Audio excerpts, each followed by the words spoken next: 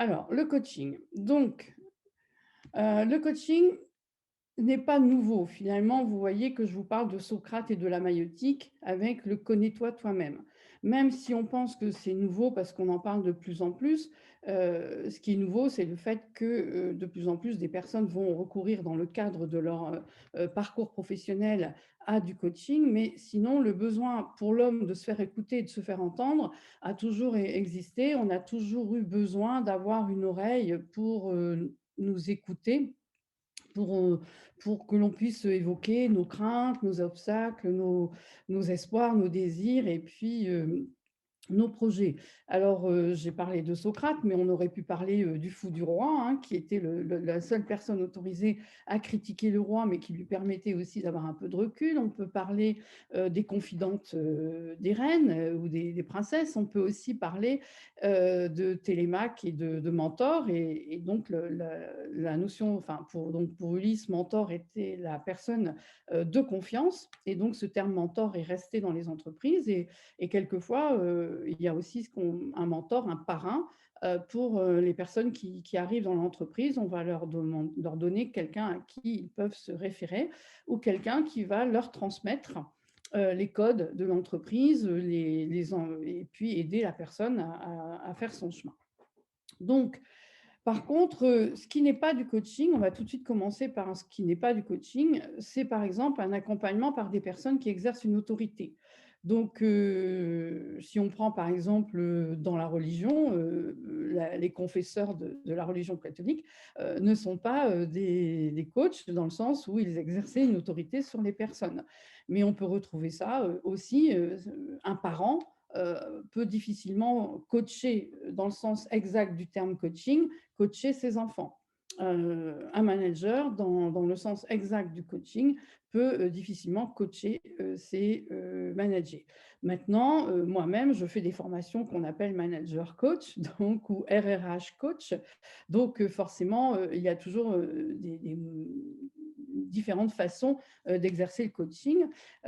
Effectivement, quand je dis que quand il y a autorité, il ne peut pas y avoir coaching, dans la mesure où le coach, je vous verrai, doit avoir des postures et des attitudes qui laissent une entière liberté à la personne qu'elle accompagne. Et donc, ce n'est pas forcément le cas quand on a une autorité sur cette personne.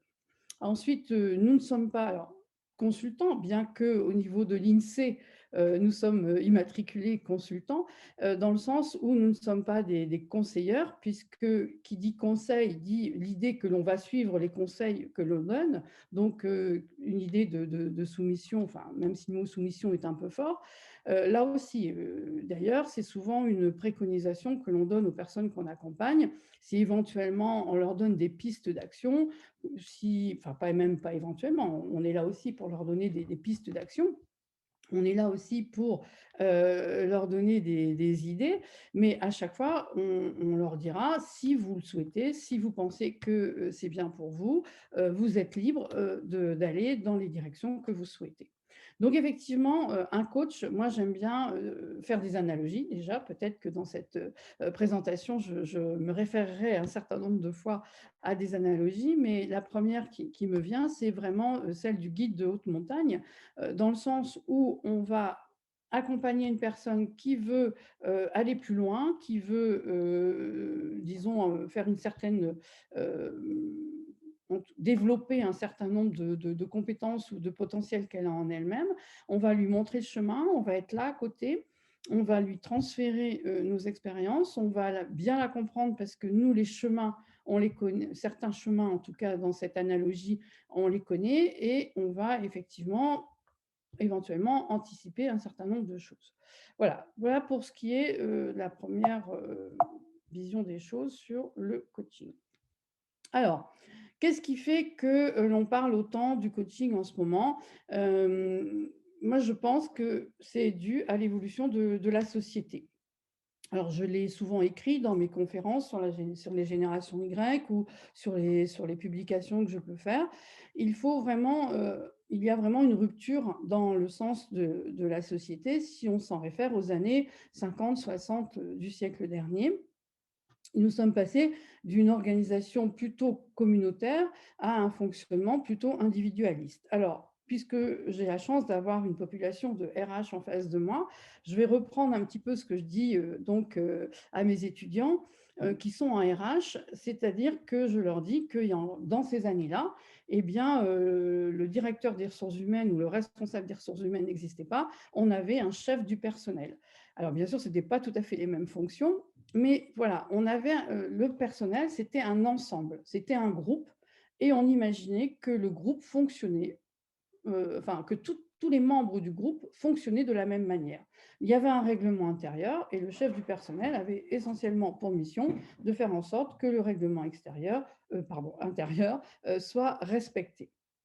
Par contre, aujourd'hui, si on parle de ressources humaines et si on parle de gestion des ressources humaines, c'est bien qu'on a identifié que finalement, dans une entreprise, nous avons désormais des individus. Donc, la notion d'individu a émergé.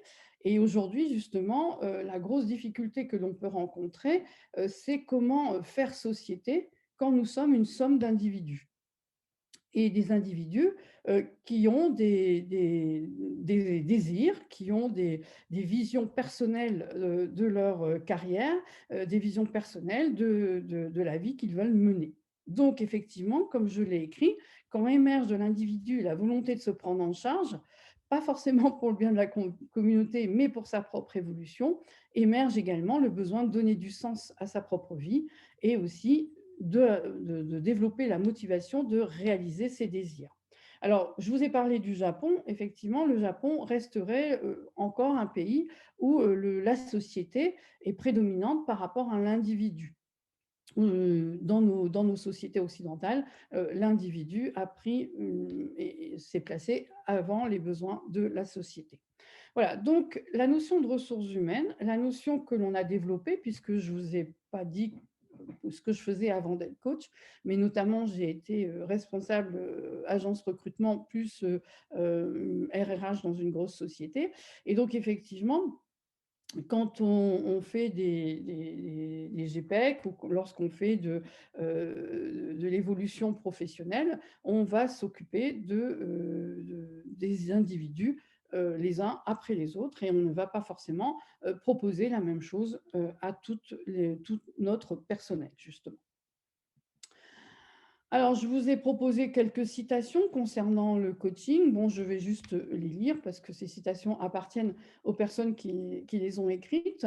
J'ai bien sûr sélectionné des citations qui ont un peu plus rapport avec le coaching en développement professionnel, puisque vous êtes des RRH. Après, si je m'étais, disons, enfin, j'aurais fait un focus plus développement personnel, j'aurais peut-être choisi une ou deux autres citations. Mais là, vous verrez que donc, en coaching, le but du travail d'entraînement est de libérer le potentiel pour le porter à son niveau de performance optimale, apprendre au client à apprendre par lui-même plutôt que de le faire ingurgiter un savoir extérieur. Donc ça, c'est John Whitmore qui a écrit plusieurs livres best-sellers sur le coaching. Autre citation, le coaching vise à faire progresser la personne en libérant son potentiel, progresser en vue d'une meilleure performance, certes, mais souvent tout autant avec une dépense d'énergie moindre, moins de stress, moins de souffrance, plus de relations, plus de plaisir. Donc, je souscris complètement à cette phrase de Bénédicte Gauthier. Ensuite, vous avez aussi de la Société française de coaching. Le coaching est l'accompagnement d'une personne ou d'un groupe à partir de besoins professionnels pour le développement du potentiel et du savoir-faire. Donc, vous voyez que dans ces trois citations, quand on parle de développement professionnel, on est essentiellement sur la notion de potentiel. C'est surtout aussi l'idée avec le coaching d'aller ouvrir quelques portes. Donc, j'aime bien, à ce stade, parler quand même, de nos scénarios de vie, de nos programmes de vie, qu'on a installés, pour faire simple, dans nos subconscients. Alors, un programme tout simple de vie, c'est par exemple, écrire, avec la main avec laquelle on a l'habitude. Là, si tout de suite nous avions un peu plus de temps, je vous dirais, si vous êtes droitier, essayez d'écrire à votre main gauche. Si vous êtes gaucher, essayez d'écrire avec votre main droite et dans cet exercice, eh bien, qu'est-ce qui va se passer? Il va se passer que vous allez, déjà beaucoup plus vous concentrer, vous allez vous reconnecter probablement à votre année de CP, Si je vous observe, je vous verrai peut-être même avec l'air très, très, appliqué, du petit enfant que vous avez été et dans la façon d'écrire, je ne dis pas que ça va être une très, très belle écriture, mais on retrouvera peut-être les boucles du A, la queue du petit p et cetera, puisqu'en fait, vous vous reconnectez, au programme de CP. Donc ça veut dire que si vous écrivez avec la main habituelle, je vous dis: «Écrivez votre prénom et votre nom», vous ne réfléchissez pas, vous y allez, vous prenez le stylo et instinctivement le nom s'écrit. Si vous le faites avec la main avec laquelle vous n'avez pas l'habitude, il faut avoir une certaine concentration et une volonté d'y arriver. Dans le coaching, c'est un petit peu quelque chose comme ça. On a mis en place un certain nombre de scénarios de vie, depuis l'enfance par rapport, à notre éducation, par rapport, aux gens que l'on a rencontrés, hein, et donc on fait souvent référence, à nos parents, mais on peut faire référence justement à l'école, au lycée, aux études que l'on a faites. Est-ce qu'on dans les régions dans lesquelles on a grandi, bah, tout ça a fait que pour, s'en sortir, on a mis en place un certain nombre de scénarii et ces scénarii sont parfois, plus utiles et même parfois, encombrants. Ils ont servi, mais ils ne servent plus et malgré nous, ils nous reviennent dans certaines situations et nous empêchent justement de développer notre potentiel et donc finalement, là, par exemple, la semaine dernière, j'avais une directrice déléguée d'une association, qui, depuis, qu'elle a un nouveau président, heu, comme on dit dans le jargon, perd ses moyens et donc elle était très, très embêtée parce que c'est quelqu'un qui aime le travail bien fait, qui a beaucoup de compétences, qui a beaucoup de responsabilités aussi et elle souhaitait connaître la raison pour laquelle cette personne, impliquait justement ces pertes de moyens et on a réussi à remonter à certains scénarios qu'elle a identifiés et pour lequel maintenant elle va pouvoir, y remédier et retrouver son assurance, sa confiance et ses compétences. Voilà, donc on est vraiment dans, l'idée de détecter, d'analyser, certains, scénarios de vie qui nous empêcheraient, d'avancer et c'est un petit peu comme ça que j'appelle, libération du potentiel. Donc on a Pourquoi entreprendre un coaching? La raison principale d'une action de coaching, bien sûr, c'est de changer. Alors, on peut faire du coaching de groupe dans une entreprise qui justement conduit la transformation, conduit le changement. On appellera ça aujourd'hui des réunions d'intelligence collective. Mais on peut aussi, bon, si je change de poste, si je change de président, si je change, ma façon de voir les choses ou d'entreprise, je peux avoir aussi une action de coaching et vous l'avez vu aussi par rapport aux citations précédentes et là, je salue, essentiellement nos amis suisses qui, eux, vont effectivement aussi, intervenir dans du coaching, non pas, du coaching dans des situations d'échec ou de difficultés à surmonter, mais plutôt m'envoyer, en tout cas pour la plupart des frontaliers que j'accompagne, sont souvent des frontaliers qui ont pris des responsabilités et l'entreprise ne veut absolument pas que la personne soit en difficulté, mais au contraire veut que la personne se développe le mieux possible et soit à l'aise sur son poste. Et donc, nous demande de l'accompagner pendant les 6 premiers mois du poste pour justement, que ce soit une réussite et que de toute façon les objectifs soient au rendez-vous et que la performance soit au rendez-vous. Donc c'est gagnant-gagnant pour tout le monde. Je ne retrouve pas encore toujours, la même situation dans les entreprises françaises où on serait plutôt en disant: «On va voir ce que ça donne et s'il le faut, on demandera un coaching». Voilà, on n'est pas tout à fait encore dans les mêmes, façons de voir les choses. Alors donc changement, prise de poste, changement de métier, nouvelles responsabilités. Situation conflictuelle, blocage. Donc là, dans les situations conflictuelles, on ne peut pas éviter, le mot harcèlement. Alors il n'y a pas toujours, le harcèlement dans la définition, véridique du harcèlement, mais de toute façon, à partir du moment où il y a mal-être, conflit latent ou conflit ouvert, il est intéressant de pouvoir, aider la personne à retrouver, en tout cas, peut-être à modifier ses représentations.